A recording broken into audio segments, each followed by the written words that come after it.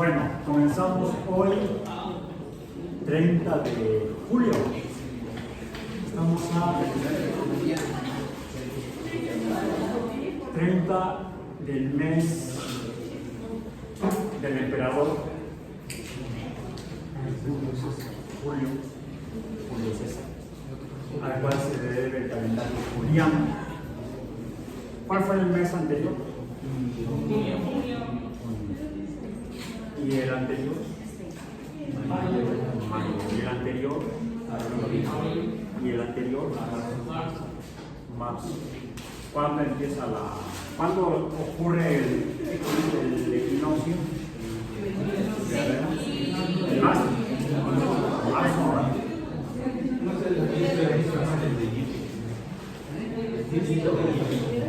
Marzo, luego viene aprilis,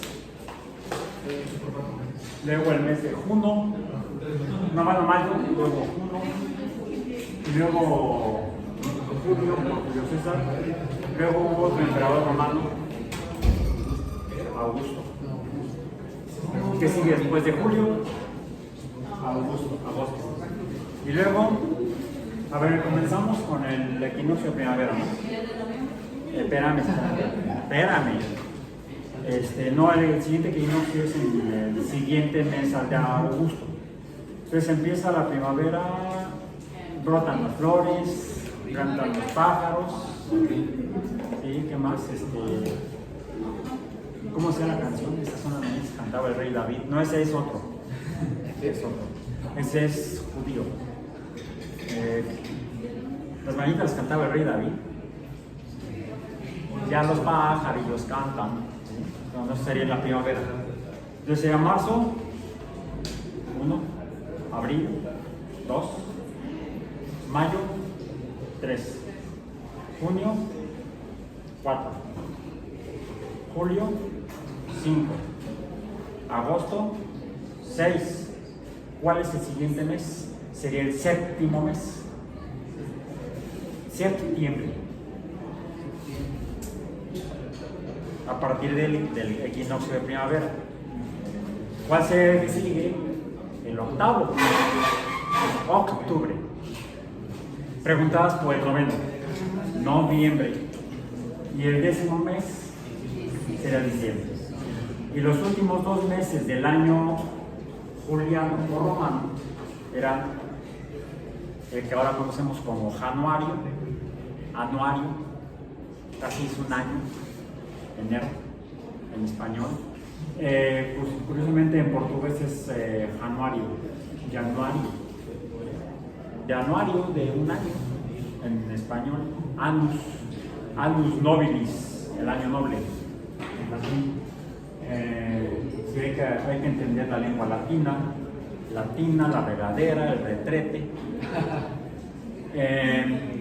Si me estaba yo acordando precisamente, bueno, suena como annus nobilis, pero nos referíamos a que estaba mojado, estaba húmedo, el ano nadado. Ayer llegué a casa, yo todo, no cuando llegué con los pies mojados. Creo que llovió en la tarde muchísimo. Entonces, sí, efectivamente venimos a partir de la cultura romana, pero luego se transforma cuando el Imperio Romano es el emperador Constantino, creo que es el que asume pasa de creer en los dioses del Olimpo, en la versión romana, el panteón romano, o sea, todos los dioses, el panteón, pan viene de todo, la totalidad, teón, de dioses, todos los dioses, el panteón, y deja de creer en todo lo que profesaba una religión politeísta, o sea, de muchos dioses, a una religión que pregonaba la existencia de un solo Dios, aquel cuyo nombre, el innombrable. No, el que su nombre. Ya sé, Voldemort. No el otro, Yahvé que no era Voldemort. ¿Sí? ya ve usted que no es la voz de Jehová también le dicen. De hecho, significa que no tiene nombre, porque estaba prohibido mencionarlo. No tenía nombre. Es que si no tiene nombre. Pero los quienes asumen la fe, la creencia divina en el Redentor, en el Mesías, el Cristo, porque muere en la cruz, entonces le ponen nombre. Toman de hecho el nombre de los dioses griegos: Zeus, Deus, Dios. Entonces, los romanos asumen el cristianismo y le siguen rezando al mismo, a Zeus, Deus, Dios. Entonces los cristianos rinden culto a Zeus. Júpiter, por Júpiter, ¿cómo es posible eso? Sí, precisamente Júpiter.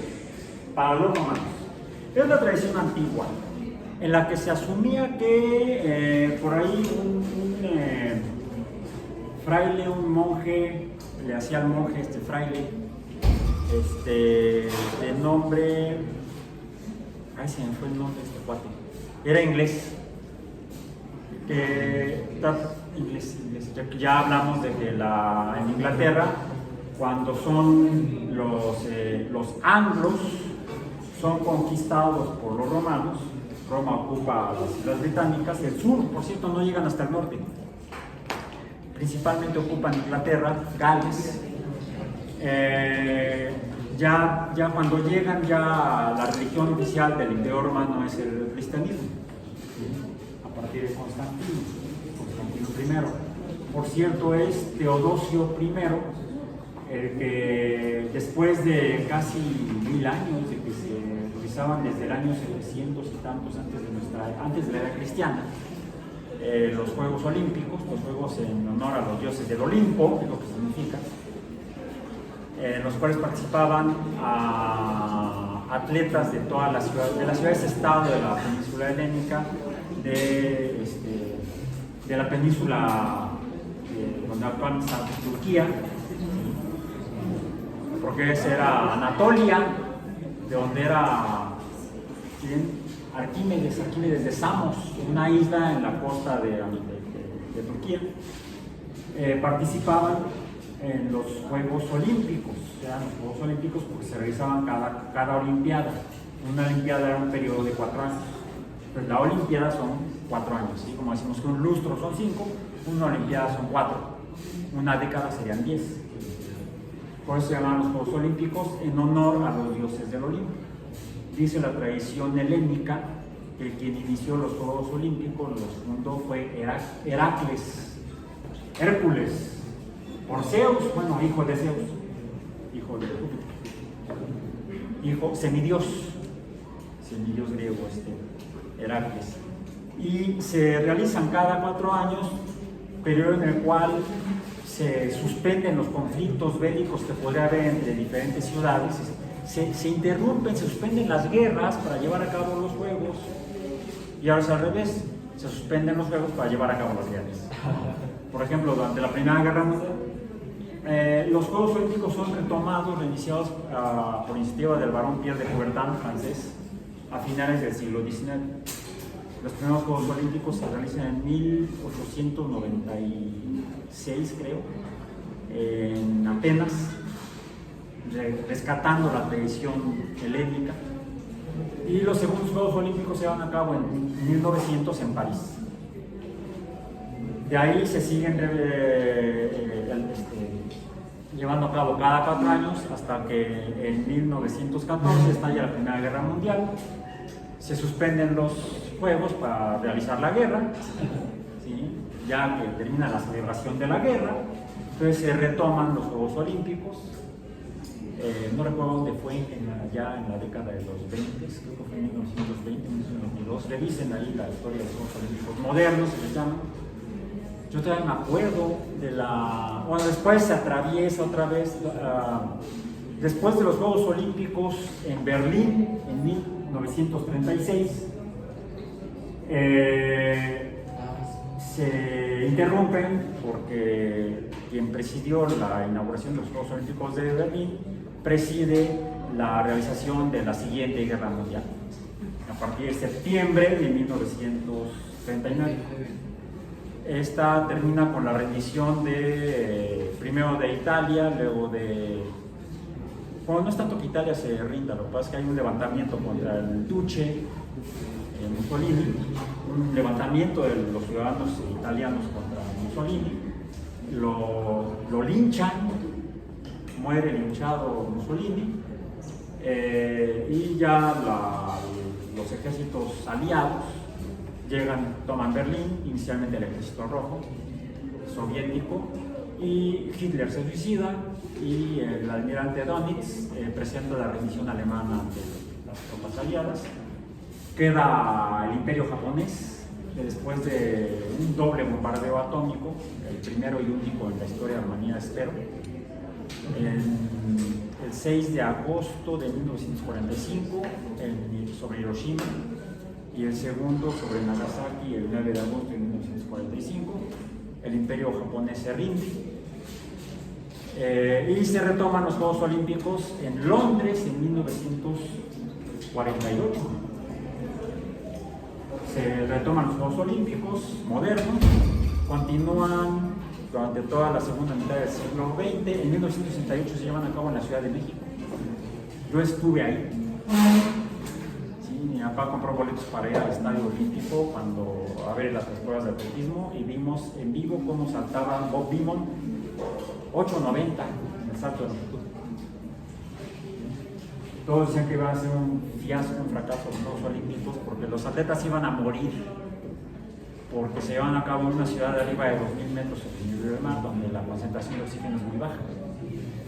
Vivimos en hipoxia crónica, los que vivimos aquí. Pero no fue un éxito precisamente por la atmósfera más tenue. Se rompieron muchos récords olímpicos, sobre todo de atletismo, de pista y campo. Bueno, en fin, yo estoy un poco retomando la historia, que parte de la tradición helénica y romana. Algo que realizamos en el curso de física biológica es algo que descubrieron, entre otros, aparentemente los helenos, los griegos, que fue ese efecto electrostático en el ámbar, que es una resina fósil.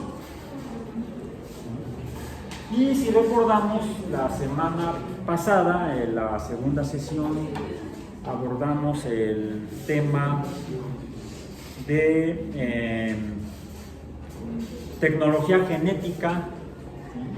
Y todo lo que eso se desprende, sobre todo a partir del desarrollo de la teoría genética descubierta por Mendel en el siglo XIX, en 1865, publicada en 1865.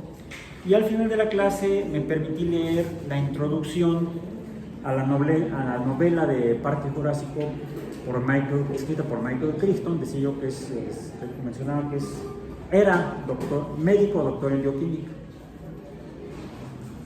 Y en la introducción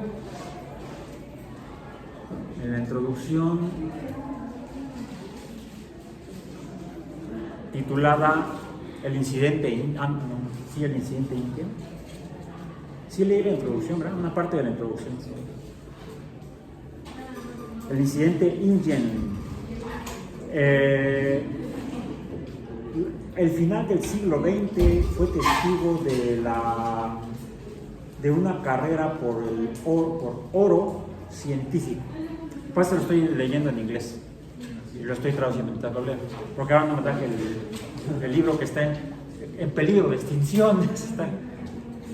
Lo compré poco después, entonces ya tiene algunos años el libro, que fue editado en 1979.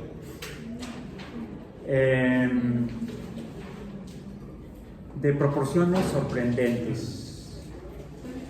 La furiosa carrera para comercializar la ingeniería genética.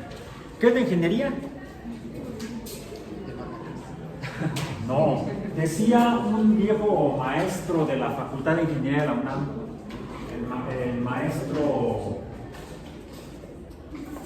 maestro Torres, que la ingeniería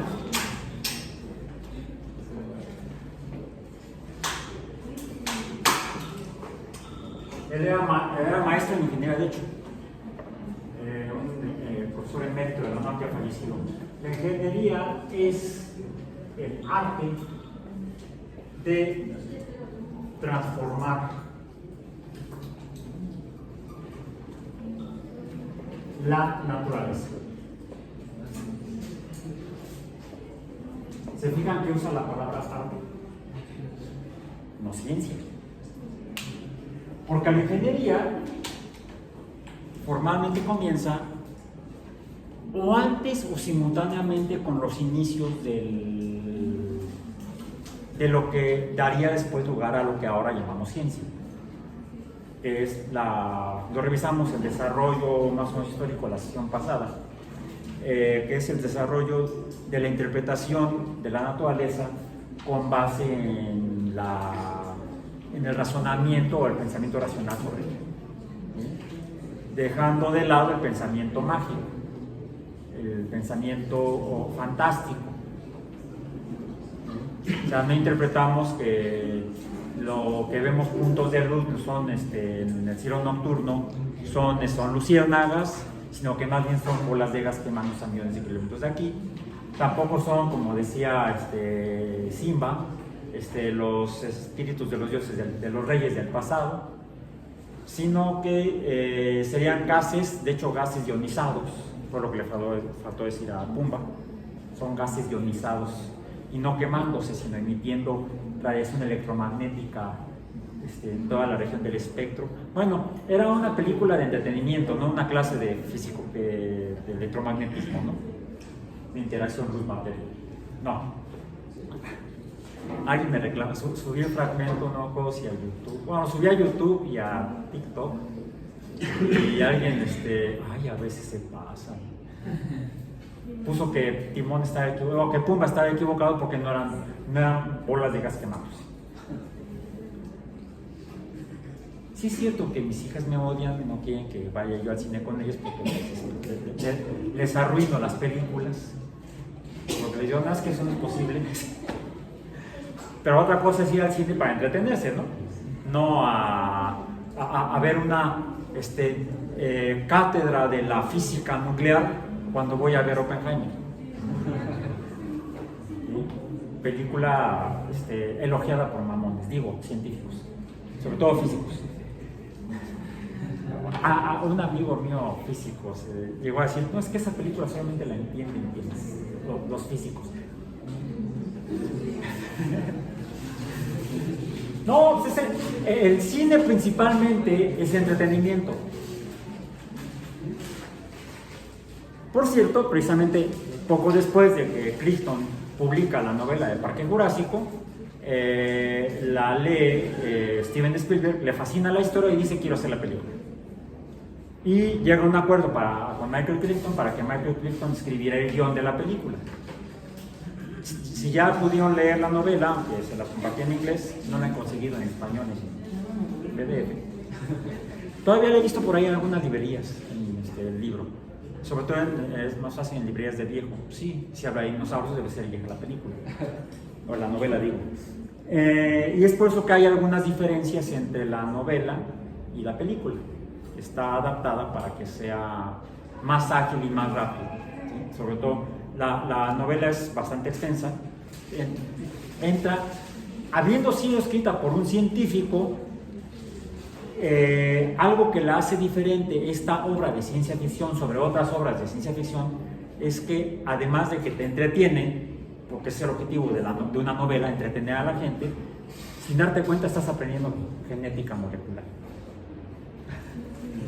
Es educativa, pero su objetivo no es ser educativo, digamos que sería un objetivo secundario, complementario. El objetivo fundamental es entretener a la gente, que es de la literatura de novela, como el del cine. Si es cierto, uno puede aprender un poco de física y de historia de la física viendo Oppenheimer, como puede aprender algo de paleontología, de bioquímica cuando ves Parque Jurásico, la primera, la original, la desprendida de la película, la que es escrita por Michael Crichton,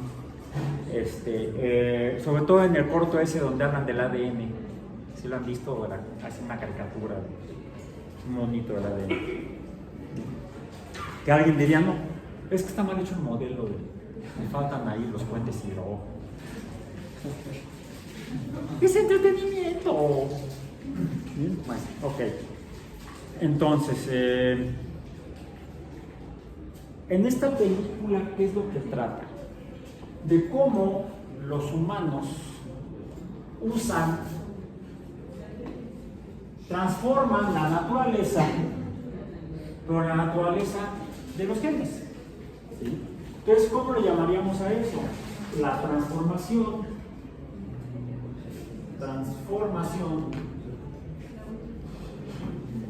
También podemos usar en lugar de transformación, por transformar, podemos decir también que sería manipular.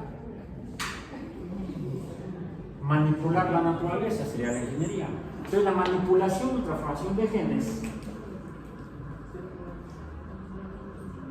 ¿qué es? ¿Cómo le llamamos? Ingeniería genética.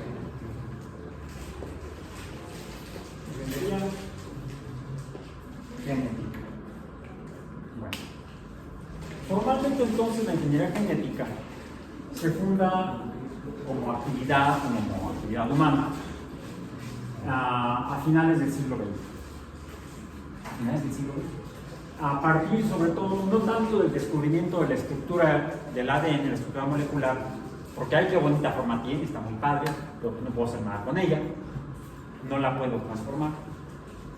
Más que como habían hecho los humanos desde hace 50 o 40 o 30 mil años, a través de la hibridación, entre cruzamiento, tomo un macho de uno, una hembra de otro y veo que sale, tomo un burro, una yegua, y salen cuadrúpedos de orejas largas que se parece al caballo y a la yegua.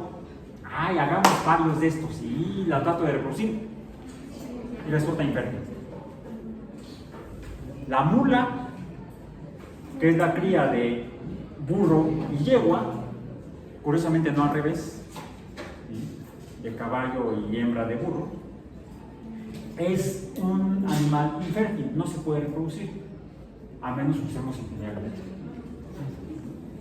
¿Lo clonamos? Sí. Mejor no doy ideas. Si va a salir por ahí alguien. Entonces, pero esto lo vienen haciendo los humanos desde hace decenas de miles de años.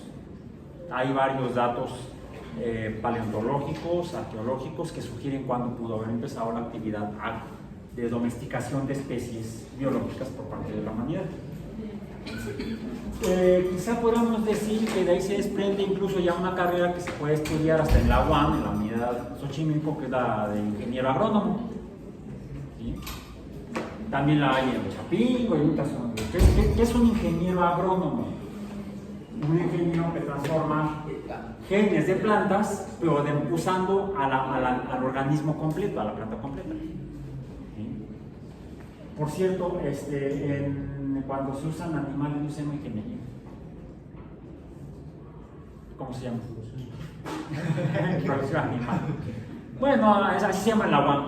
En otras universidades se llama zootecnia. O sea, la tecnología para manipular animales.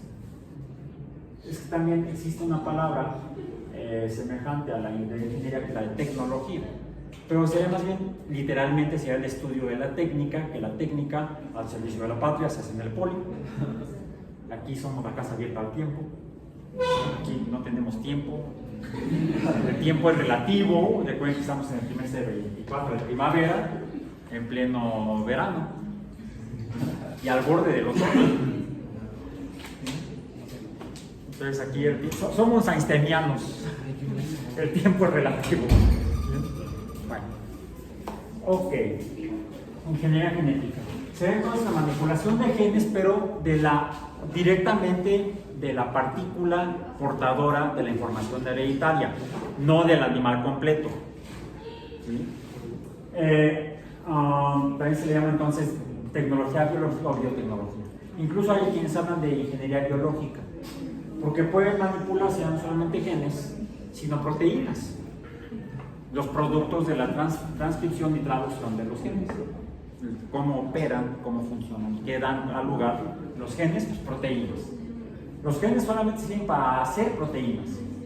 Curiosamente, son la base para la preservación, formación y reproducción de los seres vivos, los cuales están hechos con proteínas, pero también con azúcares y lípidos.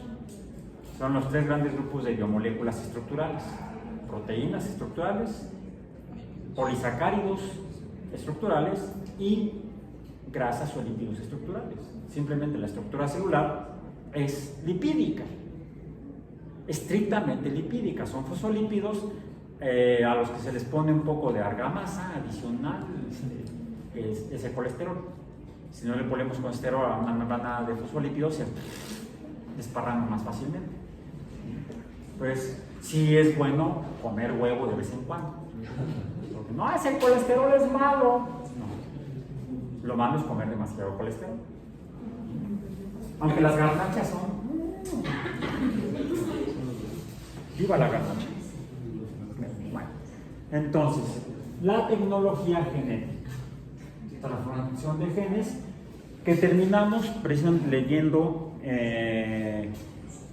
esta introducción de Parque Jurásico, en la cual, ¿de qué trata la novela o la película? ¿Qué es lo que hacen? Manipular genes ¿de qué? En Parque Jurásico, esta no es. En Parque Jurásico, míralo con K, no es en inglés. Parque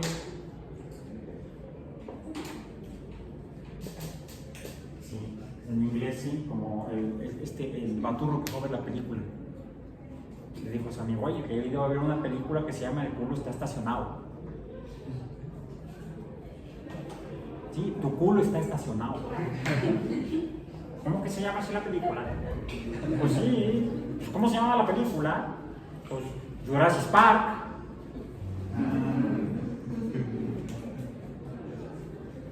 Parque Jurásico. Por Michael Crichton. No, Crichton es con C. Crichton. Ay, doble C no es Crichton. Crichton. ¿De qué trata? ¿Cuál es el argumento? Quieren traer a la vida de nuevo dinosaurios utilizando la ingeniería genética, pero lo que hacen es completar las secuencias según con el ADN las ramas que podrían cambiar de sexo de macho a hembra, y es por eso que... Nada más de qué trata, no toda una reseña. Porque no tenemos tiempo, más que nada. Si no, muchas gracias. La aceptaríamos. De hecho, en el prólogo, en la introducción, viene una epígrafe. La epígrafe es una pequeña frase, casi siempre es una cita de algún otro autor que se pone al inicio de un texto. Por ejemplo, al inicio de una novela. La epígrafe la toma Crichton de Erwin Chargaff, bioquímico o biofísico, fundador de la ingeniería genética, Erwin Chargaff, quien en 1972 escribió: no puedes traer de nuevo una forma de vida. En inglés, literalmente, hice una traducción más o menos no literal: you cannot recall a new form of life. Erwin Chargaff. O sea, lo que decía Chargaff es que no se podía hacer lo que mencionaste, ¿sí? Que es de lo que trata la novela. Traer de nuevo, o hacer, o rehacer dinosaurios.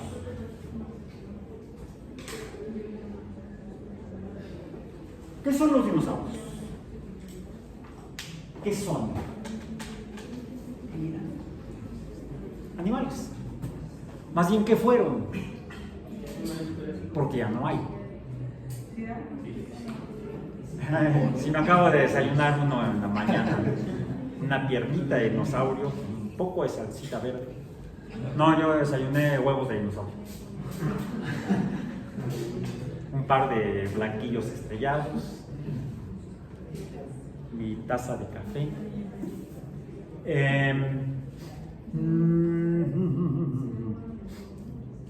Traigo acá un libro que podría ser también un libro extinto, casi.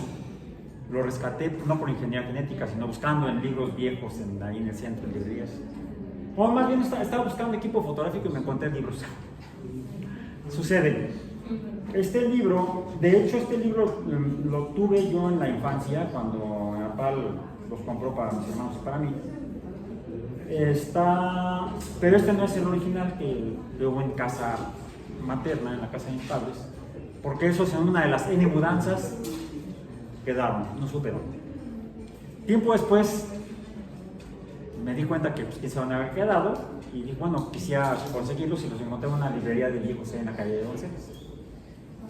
1961 por Grolier Incorporated, Publishers, New York. Pero este está impreso y hecho en México. ¿Sí? Se llama Mis primeros conocimientos. Y es una enciclopedia temática en la que vienen 3 temas en cada volumen. En cada volumen vienen 3 temas. En este son 3 temas. El último dice mamíferos tropicales, el intermedio dice mamíferos. El primer capítulo, o el primer tema, comienza diciendo, dice que la autora quién es, no dice quién consultó, viene aquí a quién consultó. Comienza ese, ojo, 1961, ¿hace cuánto? Mi edad, 63 años. Nacimos el mismo año. O sea, súmenle esos para entender a qué se refiere. Comienzo. Hace unos 150 años, en Lyme Regis, pueblecito de la costa inglesa, una niña llamada Mary Anning trepaba por los escarpados arrecifes siguiendo a su padre. De pronto, Richard Anning se detuvo y desprendió algo que había en una roca. Mary se acercó con gran curiosidad a ver lo que era. Mira, Mary, dijo su padre, son conchas que comprarán los que viajan en las diligencias.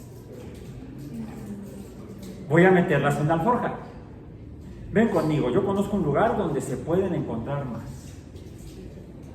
Y así continuaron buscando las hermosas conchas incrustadas en la piedra que compraba de recuerdo la gente de Londres cuando venía de paseo a la pintoresca Lyme Regis. Nadie conocía mejor los arrecifes que Richard Anning, carpintero del pueblo. En su taller se encontraban las mejores piezas, ya que conocía muy bien todos los escondrijos donde se hallaban. Mientras caminaban juntos por entre las rocas, confió sus secretos a Mary, que se maravillaba de las hermosas conchas tan extrañamente incrustadas en la roca. Sin embargo, no había ninguna que se pareciera a las que se veían en la playa al bajar la marea. Aquí y allá en la roca había, además de las conchas, unas figuritas raras en forma de hueso, que las gentes del pueblo llamaban vértebras, y que a Mary le gustaban mucho. Mary quedó huérfana a los 11 años y desde entonces pasaba las horas de su soledad caminando por entre los arrecifes. En cierta ocasión, cuando volvía a casa con una piedra que tenía incrustada una concha de una hermosura singular, una mujer se la compró en media corona, que en ese entonces equivalía a unos 75 centavos. Desde ese momento Mary se hizo coleccionista y vendedora de los extraños tesoros ocultos en las rocas de Lyme Regis, y cada día hacía nuevos descubrimientos. Un año más tarde hizo un gran hallazgo entre los arrecifes. Había muchas vértebras que en conjunto parecían formar un diseño. Parecían los huesos de un pez muy raro incrustados en la roca. Como ella no podía desprenderlos, contrató a unos picapedreros para que ellos los arrancaran de la roca. Mr. Henley, lord de una casa solariega vecina, también se interesaba por las rocas de Lyme Regis y le compró a Mary las vértebras en 23 libras, que por aquel entonces valían más de $100. Explorando las costas vecinas de la Androgis, la joven Mary Anning pronto se hizo famosa entre los hombres de ciencia que se dedicaban al estudio de aquellas rocas que solían tener incrustadas conchas y huesos tan extraños.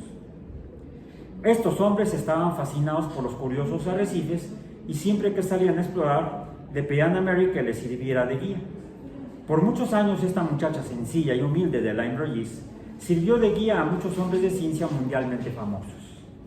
A la muerte de Mary Anning, los hombres de ciencia mandaron poner un hermoso vitral en la iglesia del pueblo en memoria de la gran labor que había desempeñado esta muchacha. Probablemente podemos decir que fue la fundadora de la paleontología moderna.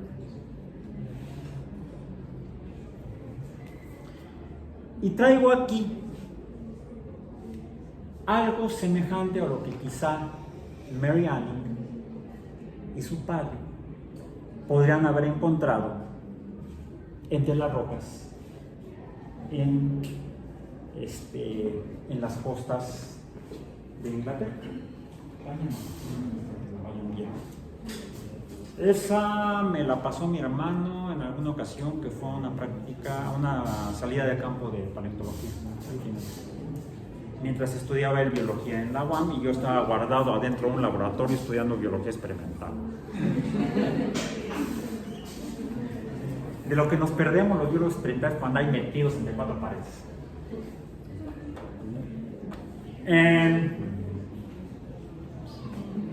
Algo de lo que se descubrió después de los hallazgos compartidos por Mary Anning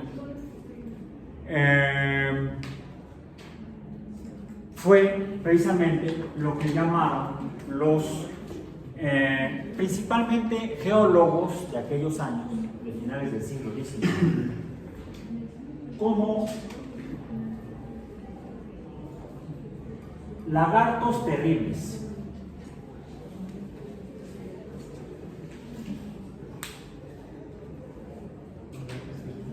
Dinosaurios, porque encontraron, y al reconstruirlos, al ver que efectivamente parecían huesos, si parece hueso, si tiene forma de hueso y se asemeja a un hueso, pues tal vez sea un hueso.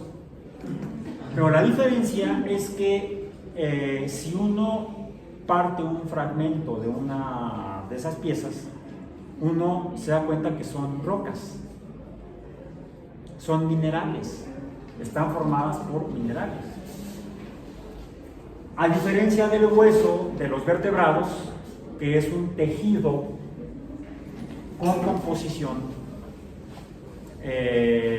química que incluye calcio. ¿Sí? Son de hecho proteínas calcificadas, proteínas con calcio en los huesos.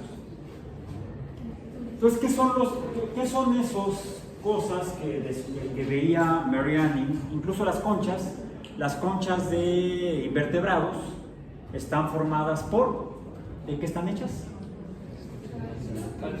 De carbonato de calcio junto con proteína. Los exoesqueletos de insectos están formados por proteínas. ¿Por cuál? Quitina, no confundir con la queratina. Imagínense que esto fuera quitina, pues estaríamos así.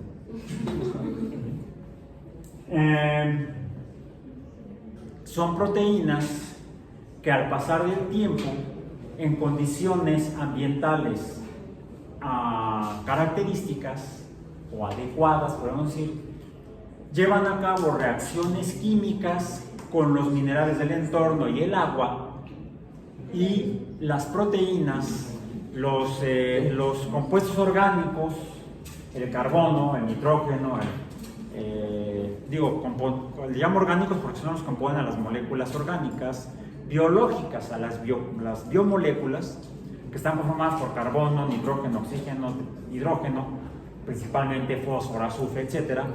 Esos elementos químicos se ven reemplazados por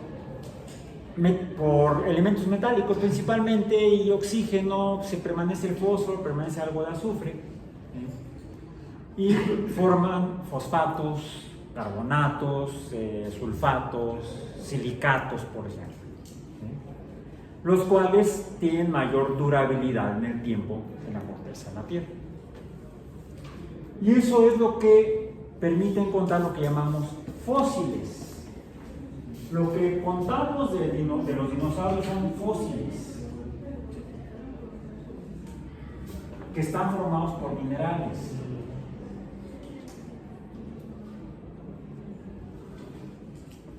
Es así como los fósiles son más bien huellas por debajo o huellas por encima. Por ejemplo, ahí lo que ven es la huella de la concha de un invertebrado o de varios invertebrados. ¿Cara de qué tiene? ¿Cara de qué? ¿De qué? Caracol, parece como caracoles porque se ven como cosas espirales, ¿no? Caracoles, no son caracoles, son amonites. O amonitas. Están muy monitas. Que son una variedad o son diversas especies de moluscos que ya no encontramos hoy en día en la Tierra. Igual que tampoco encontramos formalmente dinosaurios hoy en día en la Tierra. Sí encontramos algunos organismos que se parecen a los dinosaurios. Por ejemplo, si revisamos los fósiles de dinosaurios de actividad extraclase, extraescolar, si pueden en el transcurso de esta semana, el fin de semana, dense una vuelta, ya sea al Museo de Historia Natural principalmente, al Museo de Geología. El Museo de Historia Natural está en Chapultepec, segunda sección. El Museo de Geología de la UNAM está en el Parque de la Santa María, en el Parque de la Santa María, donde está el kiosco Morisco. No recuerdo que otros museos podríamos encontrar algunos ejemplares de, ya sea o de fósiles auténticos de dinosaurios o reproducciones de fósiles de dinosaurios. Y fíjense sobre todo en las extremidades inferiores, en las piernas, en las patas, en los dedos, en los extremos de los dedos, lo que podrían ser las uñas o garras, como son. Fíjense en la cadera, en la estructura de lo que serían los huesos de la cadera.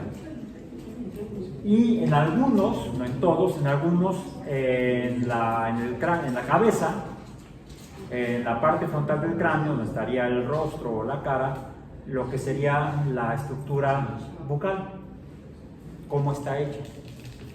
En algunos vamos a ver que algunos dinosaurios tenían algo como un pico, más que como unas fosas como las de los cocodrilos.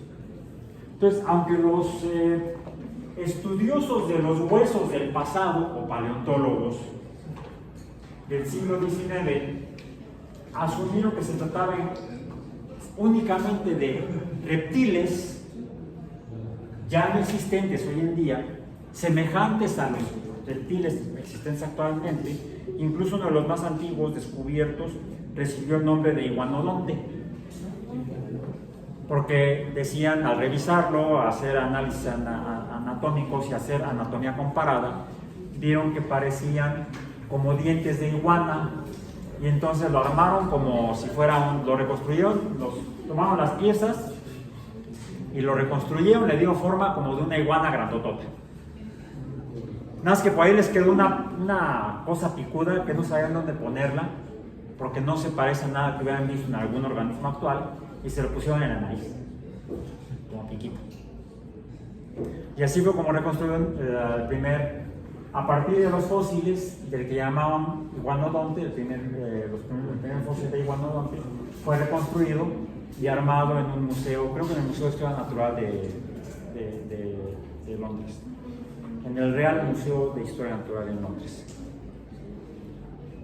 Si ustedes buscan actualmente una reconstrucción de un iguanodonte, van a ver que no es así.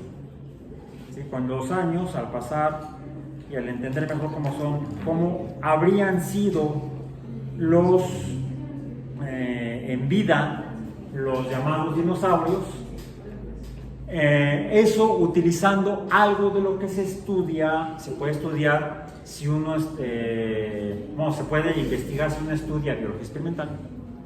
bueno, más la antigua biología experimental en la que llevábamos física y fisicoquímica, y no sé qué tanto, que desafortunadamente ya no lo llamamos que física biológica, donde incluso en el curso de temas selectos de biofísica, en un tema abordábamos brevemente el estudio de la movilidad de los seres vivos, o la biomecánica, sobre todo la locomoción.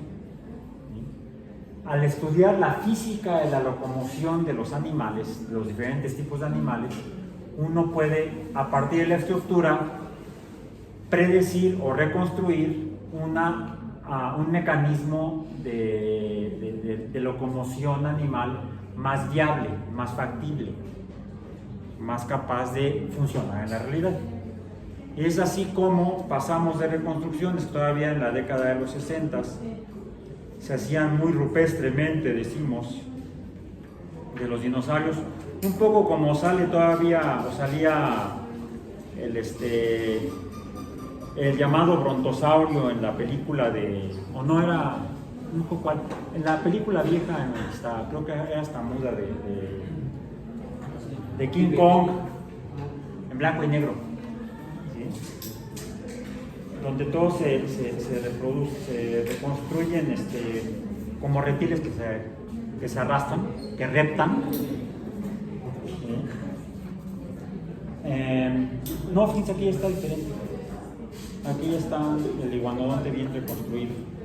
En 1961, esa está la forma del iguanodonte.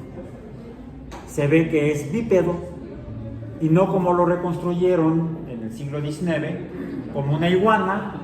Las iguanas, ¿cómo son? Las iguanas, ¿cómo caminan? En 4 patas, ¿no? Ese no me sale. El andar de iguana. Bueno, depende de la especie de iguana, del tamaño, de la masa de la iguana, y si tiene prisa o no. Bueno, prisa como el conejo blanco. Es tarde, ya se hizo tarde. Es más, se hace tarde. No me voy, me quedo. Ya cuando sea más tarde, me voy. Porque el otro día vi una iguana allá en Morelos, hasta subí, la pude grabar.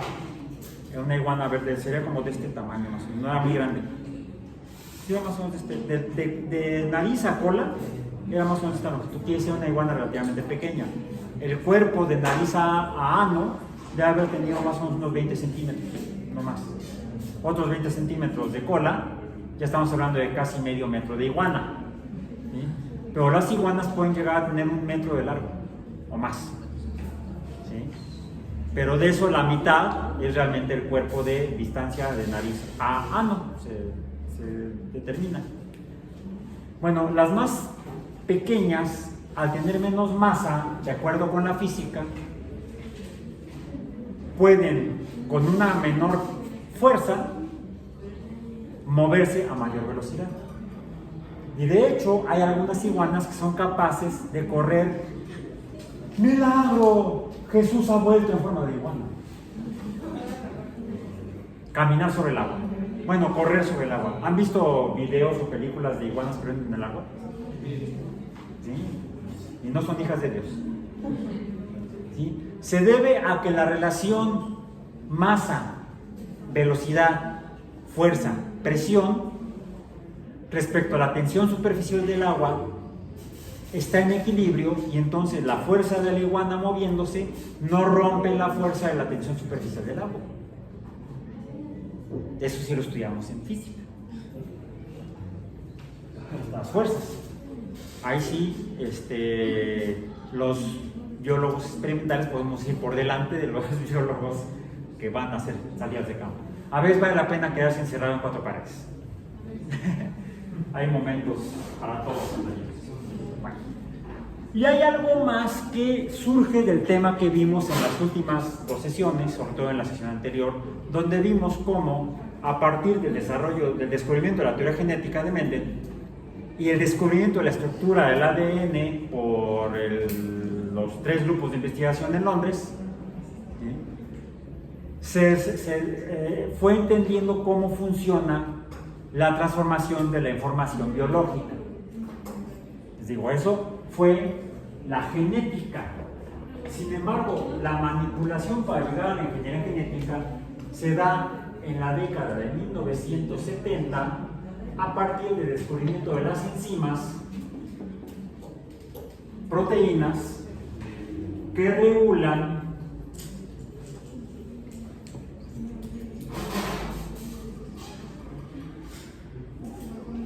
de genes, que regulan la función genética. Una vez que identificamos las enzimas y las aislamos, pudimos ser capaces de usarlas fuera del organismo para modificar organismos desde su información hereditaria.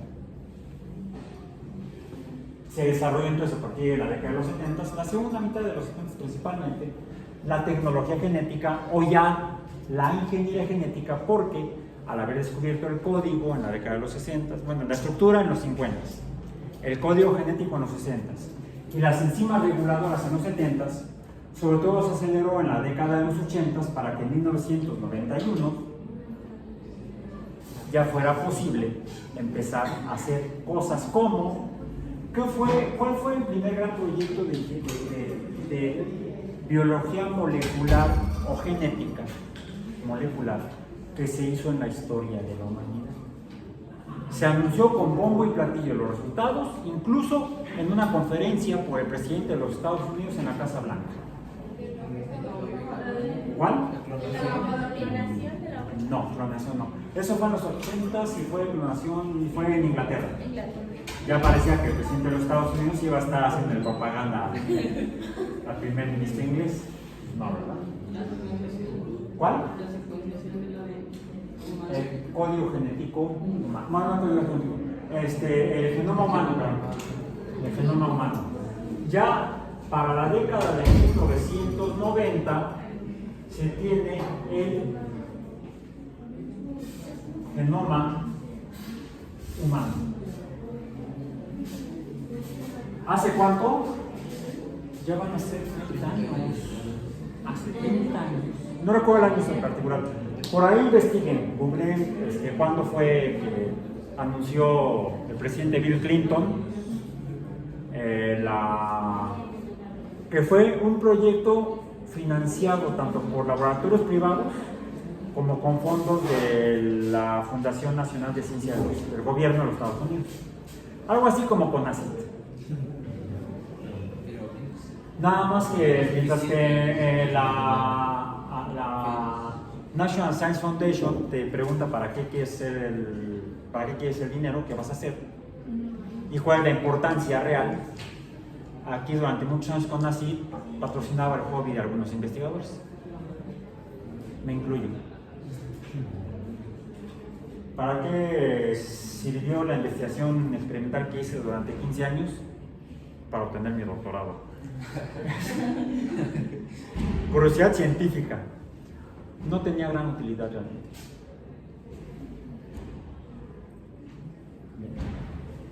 Fue importante en su momento para entender cómo funciona la transformación de energía en los seres vivos. Pero realmente no tenía un impacto realmente importante o fundamental, sobre todo a nivel social. El proyecto Genoma Humano, en cambio, ¿para qué se hizo? ¿Por curiosidad científica? ¿Por hobby de algunos investigadores? ¿Para qué se había hecho? Porque era importante meterle millones de dólares a encontrar todos los genes que están escritos en el núcleo de las células humanas. ¿Para qué? ¿Para qué puede servir?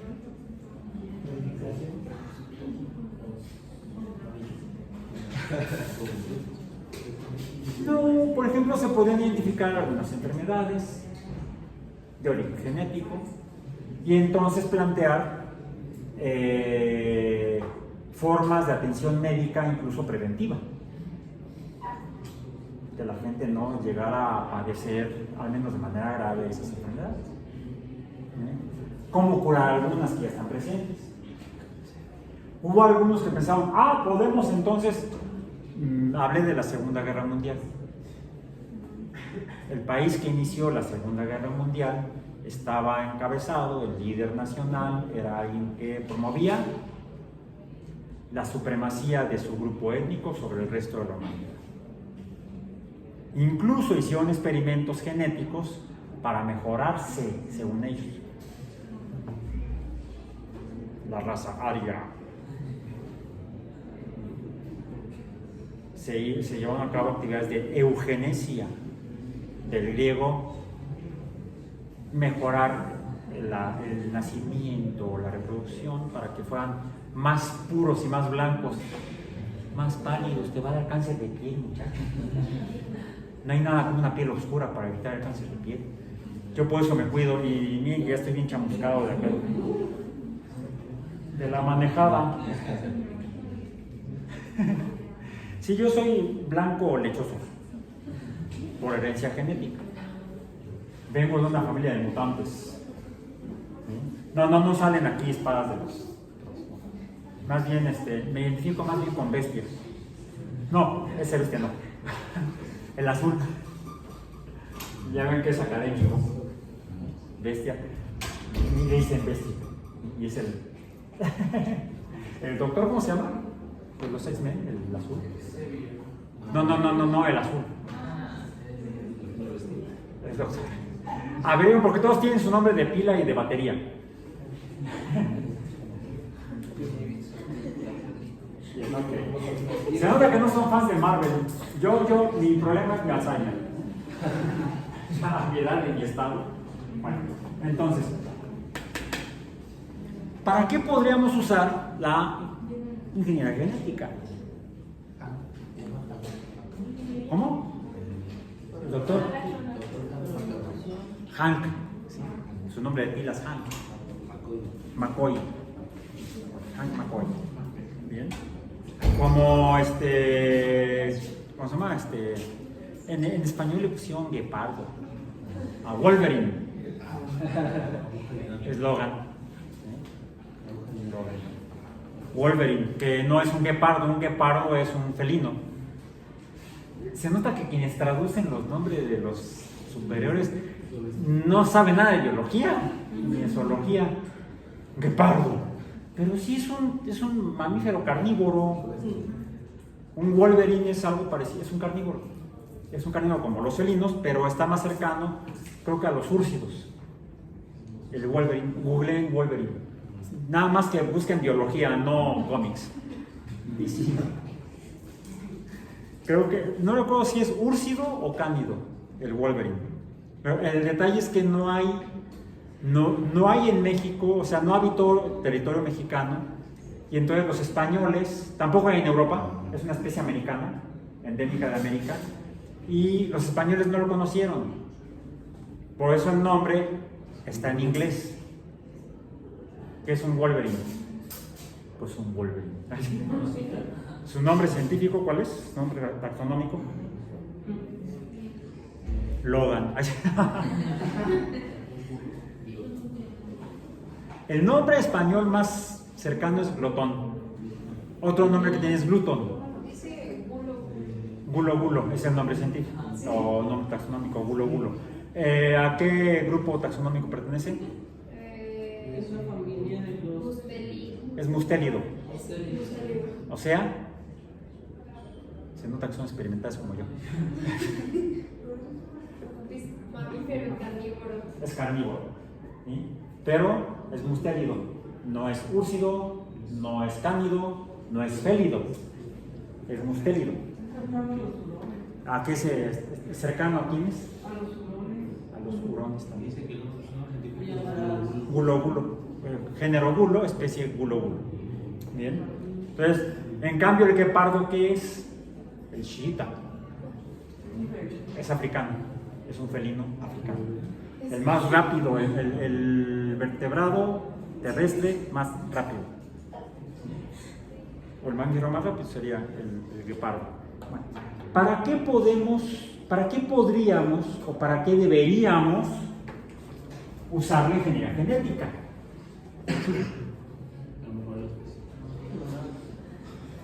Algo que hemos hecho los humanos en los últimos, sobre todo se ha acelerado en los últimos décadas, es, a ver, les mostré esto que son, le llamamos un fósil de amonite o amonita, aunque es más bien la huella. Hay dos tipos de fósiles de esta naturaleza, los que son moldes, esto es un molde, y lo que es lo opuesto al molde. Tengo un molde, le pongo algo y lo que sale del molde, ¿qué es? Un pastel. No. ¿Cómo se llama? Suena como chistoso. Vaciado. Sí, vaciado. De un molde que vaciado que sale un chistoso. Digo que sale un vaciado. De un molde sale un vaciado. ¿Sí? Hay dos tipos de fósiles. Los que dejan la huella como huella, como una marca profunda sobre el sustrato, que son huellas. De hecho hay huellas fósiles, se ven marcas como de pies o patas, que de algo que se movió por ahí, puede haber caminado. Cayó algún material mineral, ceniza volcánica puede haber sido, o sedimento arrastrado por la lluvia. Se seca, se endurece y la huella queda tapada. Pasan miles, millones de años, ¿sí? Y por el movimiento de la Tierra se fractura y de repente se exponen. Y la gente, ¿qué es eso? Entonces lo reportan y llegan los científicos y descubren ahí que, por ejemplo, se tienen las huellas fósiles más antiguas de bípedos, ancestros de Homo, más bien australopitecinos, en el este de África, parientes de Lucy. Lucy in the sky with diamonds. Lucy in the sky with diamonds. ¿Qué es la pieza que estaban escuchando los paleontólogos cuando caminando por el este de África encontraron a los fósiles de Lucy? El Australopithecus SP, vamos a decir. El homínido más antiguo que se ha encontrado en el este de África, y se han identificado también huellas de alguien de ellos que caminó por ahí, porque es una región volcánica. Entonces probablemente, como pasa aquí con el Popo, que luego hace Popó, Popocatépetl, y la montaña que humea, dijeron los españoles, ¿qué es eso? ¿Qué no ves? Una montaña que humea, Popocatépetl. Ah, se llama Popocatépetl. Es como cuando llegaban los ingleses a Australia y vieron unos que iban. Y les preguntaban a los nativos, ¿y eso qué es? Canguro. ¡Ay, canguros! Anota, canguros. No sé. ¿Qué es eso? No sé. Canguro. Más o menos también. La historia de la humanidad está llena de malas interpretaciones o interpretaciones erróneas. Todo por la ignorancia. Ya ve, ¿no? Sí, ya ve también, y también lo de la última cena.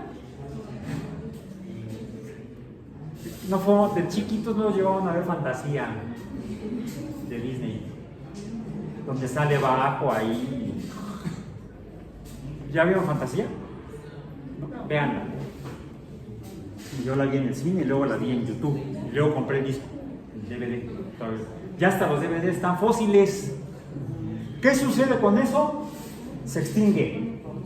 Pero una cosa es que la tecnología se deje de usar por obsoleta, y otra cosa es que especies, animales o vegetales o bacterias del pasado ya no existan hoy en día. La historia de la vida en la Tierra es la historia de la muerte en la Tierra, pero a su vez es la historia de la reproducción y la permanencia de la vida y de la vida cambiante a lo largo del pasar del tiempo en la Tierra.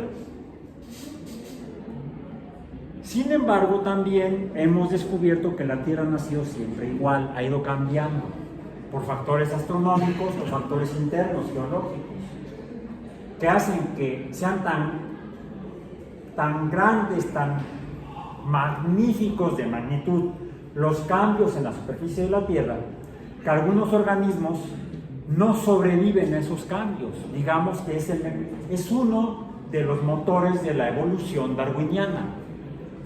Los cambios ambientales en la superficie de la Tierra provocan muertes masivas de organismos, incluso muertes de poblaciones, ecológicamente hablando, completas. ¿Qué es una población? Individuos de la misma especie. Si una población completa muere, se extingue. Ya no hay supervivientes que hagan permanecer a la especie sobre la Tierra a través de su reproducción. Esa especie se habrá extinguido para siempre. ¿Será? ¿De qué trata Parque Jurásico? ¿Por qué ya no hay dinosaurios de esos?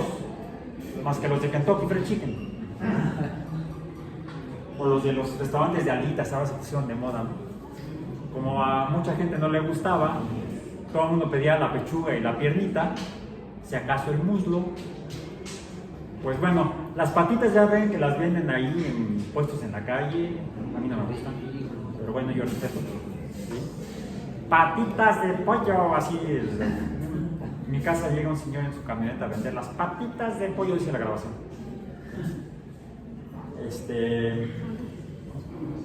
Lo que sí me gustan son las mollejas. Bueno, pero las alitas, todo el mundo le hacía el feo a las alitas. Bueno, alguien dijo, hagamos negocio, les ponemos salsa, las adobamos, etcétera, etcétera. Y hacemos toda una campaña publicitaria. Y ahora los restaurantes de alitas de pollo salen de las coladeras. Y las venden como si fueran pechugas. Están más caras que una pechuga las alitas de pollo.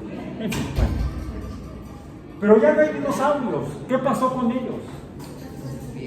Los últimos vivieron hace 65 millones de años en todos los continentes.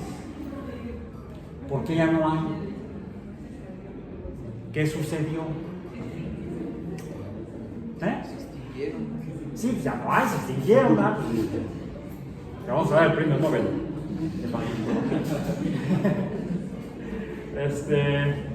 Porque se extinguieron. ¿Y eso cómo lo sabemos?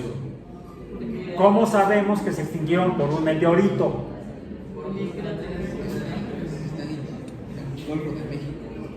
¿Y cómo subimos que es el cráter que está en el Golfo de... No está en el Golfo de México, está afuera del Golfo de México. Ahí por Puerto Progreso, en Yucatán. ¿Cómo supimos? Porque lo leí en las noticias, ¿no? Pero los que lo descubrieron, ¿cómo supieron que fue eso? ¿Cuál fue el primer indicio? ¿Cuál fue el primer indicio que dio lugar a... En este libro, este capítulo se llama Animales prehistóricos y principalmente habla de dinosaurios, y algo que plantea al final es que dice aquí, miren qué bonito un estegosaurio, animales de armadura. El Triceratops, que sale también en la película.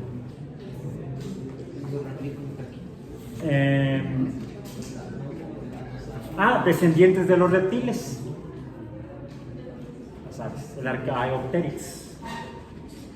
Pero dice aquí, los últimos reptiles que aparecieron fueron los que tenían cuernos.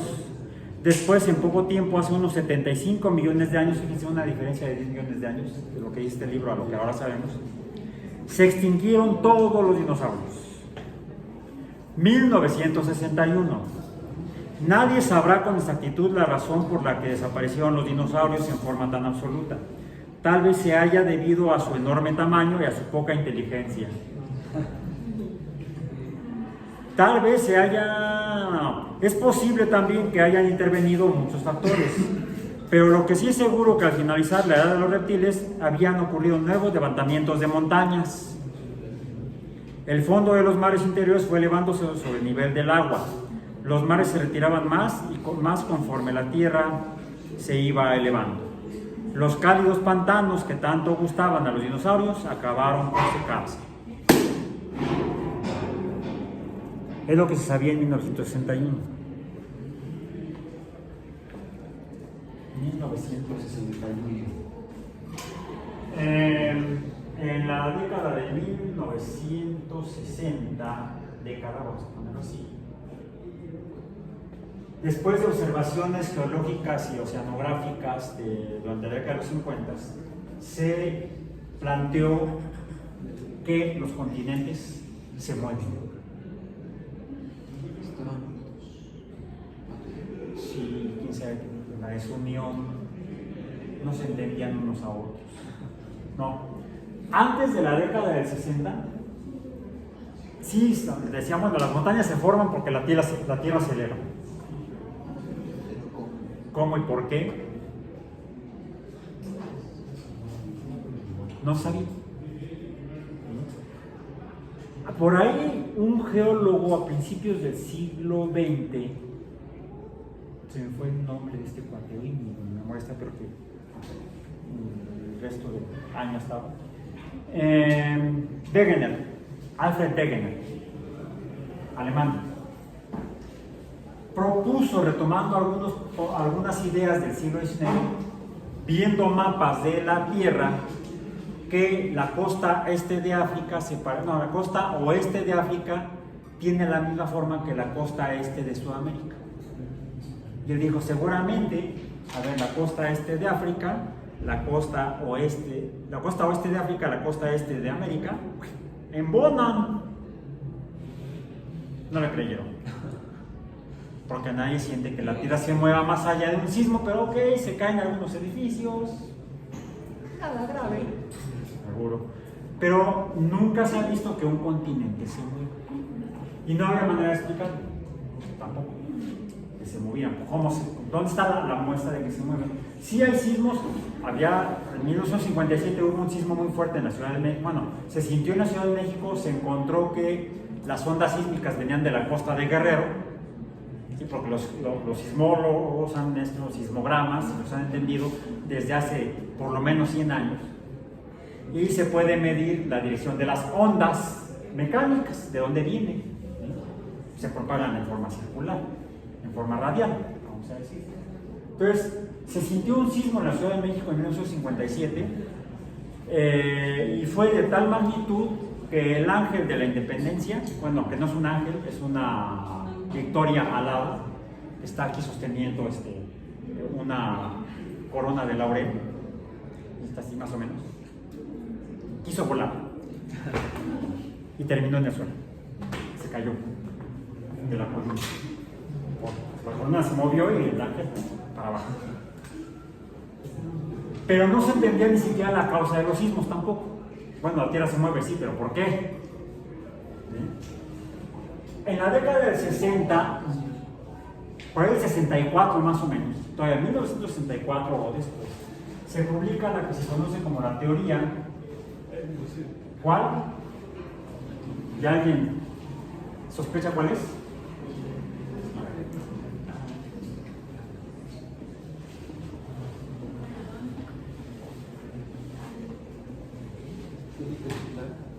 La tectónica de placas. La corteza terrestre está fracturada, flotando sobre el manto, y ese movimiento es lo que provoca los sismos, el vulcanismo, y quizá ha sido la causa, y ya se ha identificado que después de que la vida surgió en la Tierra hace 3.800 millones de años, ha habido actividad tectónica de diferentes magnitudes, grandes erupciones volcánicas a lo largo de grandes territorios durante mucho tiempo, quizá algunos años continuos, emitiendo gases como ácido sulfídrico, dióxido de carbono, que impactan el ambiente y provocan entonces la muerte masiva de organismos, de poblaciones, grandes extinciones. Y es lo que los geólogos han identificado cuando viajamos por la carretera. Vemos las montañas que han cortado para que pase la carretera, o si pasamos por cerca de un río profundo, vemos en las paredes que están a ambos lados del río capas como de pastel. ¿Sí? Hoy es el día de los pasteles, en la clase de los pasteles. ¿A qué se deben las capas de pasteles? Por cierto, en medio de esas capas de pasteles encontramos estas cosas. Es así como se forman las huellas que dejan los animales y las plantas que se han muerto en el pasado en grandes eventos o quizá pequeños eventos, una lluvia, alguien se murió, quedó ahí, cerca de un río, de la orilla de un río, vienen las lluvias, crecen los ríos, arrastran sedimento, cubren lo que está en la orilla, lo sepultan y lo comprimen. Y el material empieza a reaccionar químicamente con el material biológico. Y entonces producen los fósiles. Cuando pasa mucho tiempo está la transformación de la materia biológica en el fósil, que no queda resto biológico. Es ahí donde la novela de Parque Jurásico se observa. Porque no se han encontrado ácidos nucleicos tan antiguos como los dinosaurios, viables. Se han encontrado, curiosamente, en algunos fósiles algo que parece tejido blanco. Pero de eso, encontrar suficiente material para poder, como decías, complementarlo con no sé qué, ya es donde pasamos de la ciencia ficción de Crichton a la ficción de Crichton en Parque Jurásico. ¿Pero qué es lo que hacen? Usan la tecnología de las enzimas para modificar el genoma que supuestamente recuperan no de los dinosaurios, sino de los mosquitos que le chupaban la sangre a los dinosaurios, según la película. De ahí obtenían las células sanguíneas de los dinosaurios, extraían el ADN y entonces lo metían en un huevo de rana, ¿sí? De Genopus. Hasta dicen cuál rana es la que se debe usar. Lo meten en un huevo, le quitan el núcleo a un óvulo de Genopus, le meten el ADN tomado del mosquito, de una célula de dinosaurio, y entonces la célula del óvulo de la rana empieza a formar un dinosaurio. Esos son grandes rasgos, como plantea Crichton que estarían entonces en esa novela haciendo un parque para que la gente viera, fuera a darle de comer a los dinosaurios. ¿Qué es lo que pasa en las últimas películas? No van a darle de comer a los dinosaurios. Bien. Pero en la realidad, ¿para qué se ha usado la tecnología genética? Si ya conocemos el genoma, ¿para qué lo podemos usar? Preguntaba yo. Voy a hacer otra pregunta antes de que terminemos. ¿Para qué lo debemos usar? ¿Para qué lo debemos usar?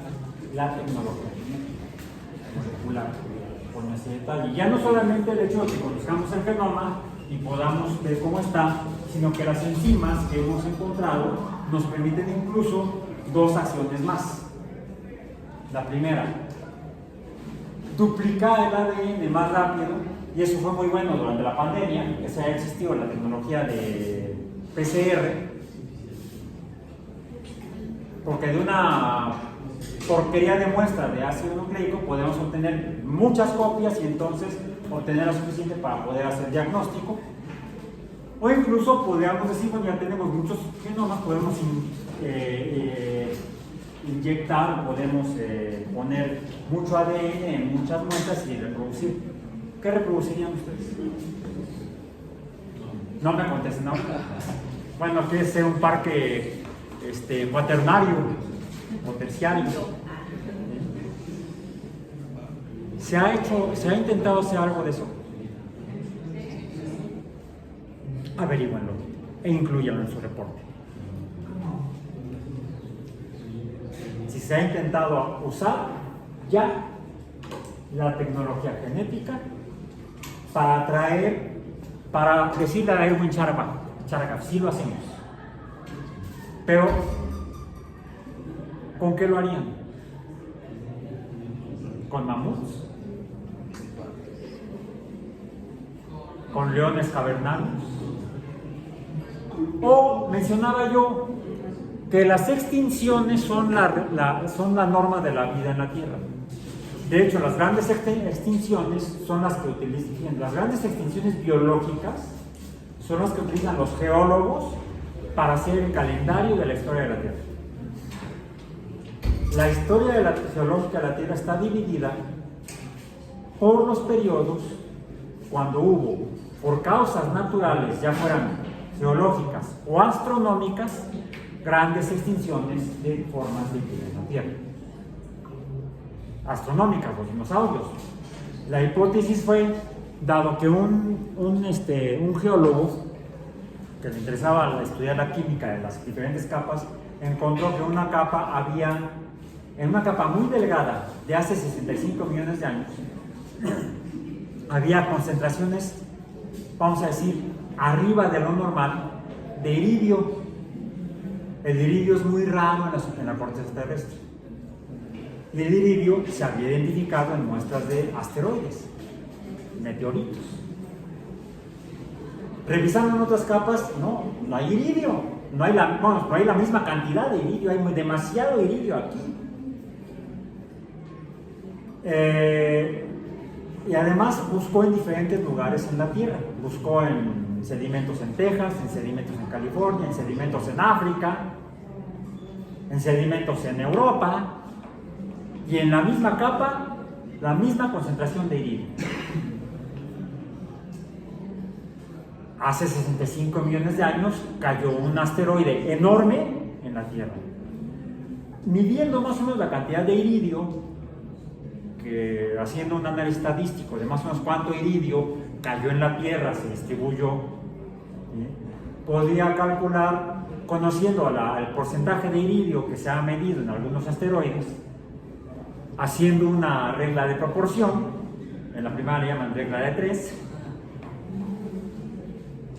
hizo una estimación de cuál sería la masa del asteroide que habría caído en algún lugar de la Tierra.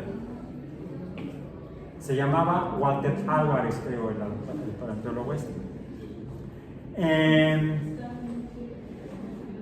Su padre, Luis Álvarez, no creo si el papá era Luis y el hijo era Walter, o el papá era Walter y el hijo era Luis, era un físico que había trabajado en el proyecto Manhattan de la bomba atómica. Entonces le ayudó en los experimentos para medir el iridio. Hicieron el cálculo de cuál habría sido la masa del asteroide y dijeron, en la madre. Bueno, in the mother, porque eran los gringos.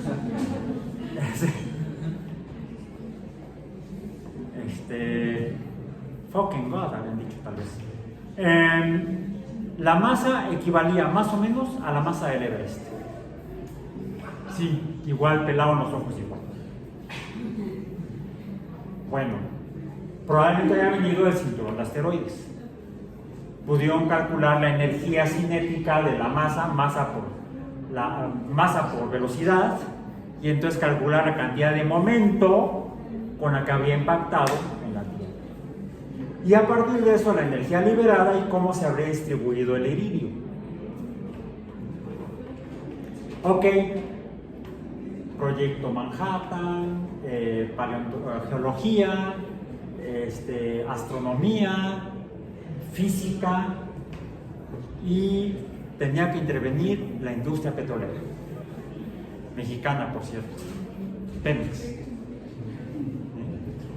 Geólogos de Pemex que estudian muestras del subsuelo que se extraen por perforaciones, extraen muestras del subsuelo, son como las capas del pastel, lo que hay en el cilindro, se llaman núcleos. En esos núcleos lo que hacen es identificar la presencia de microorganismos fósiles que van a sugerir la presencia de yacimientos petrolíferos, que finalmente son cadáveres de organismos del pasado. ¿Cuántos cadáveres has puesto al tanque de gasolina de tu carro en los últimos días? ¿A cuánto está el litro de cadáver? Pues sí. Depende si es de la verde, de la roja, varía el precio. Le ponen por favor 500 pesos de fósiles verdes, de cadáveres verdes. Y se identifican, por ejemplo, con la presencia de algunos conchas, pero son microscópicas, de microorganismos que tienen concha, que se llaman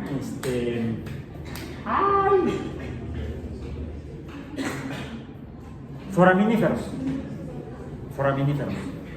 Están asociados a la presencia de petróleo y se pueden fechar.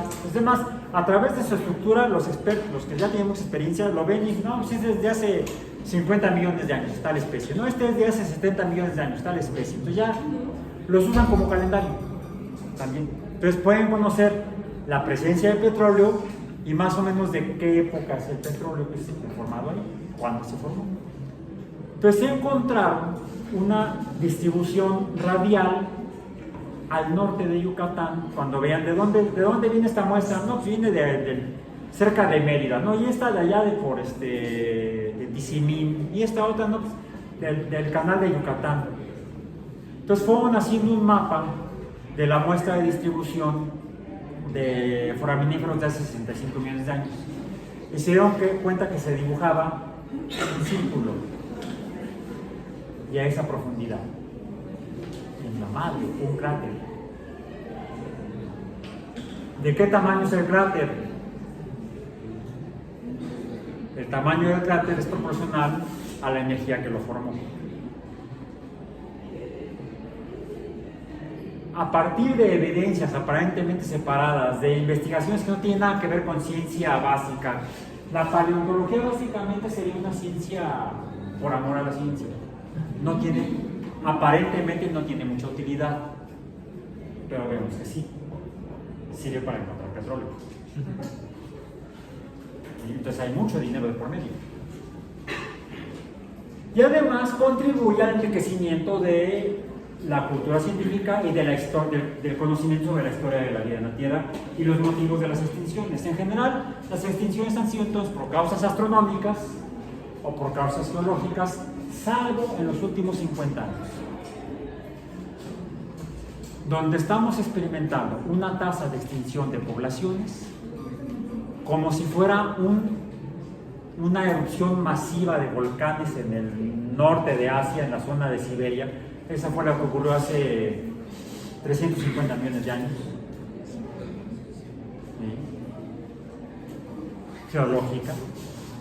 O no tan rápida como un asteroide que golpea acaba con millones de especies, pero sí en un periodo geológicamente muy corto, es un pestañazo, 50 años, hemos contribuido a una masiva extinción de especies.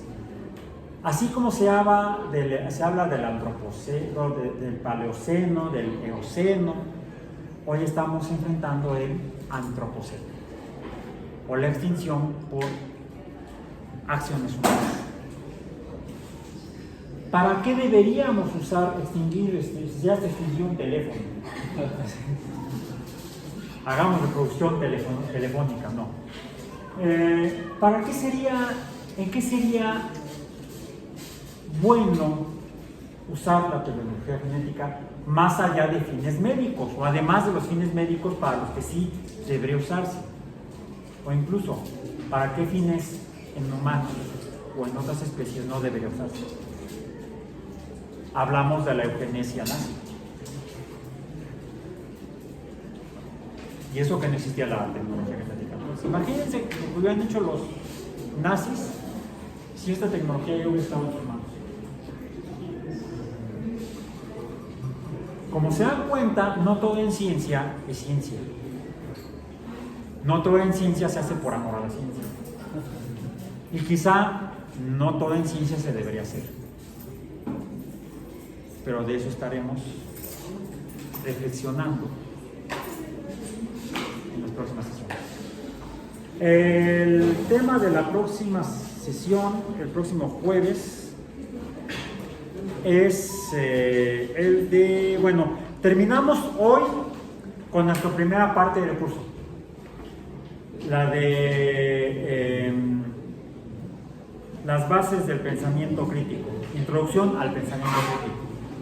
Y comenzaremos el próximo jueves, semana 3 todavía, la segunda parte que en el programa está titulado Estándares intelectuales. ¿Qué debemos saber para pensar críticamente? ¿Sí? Y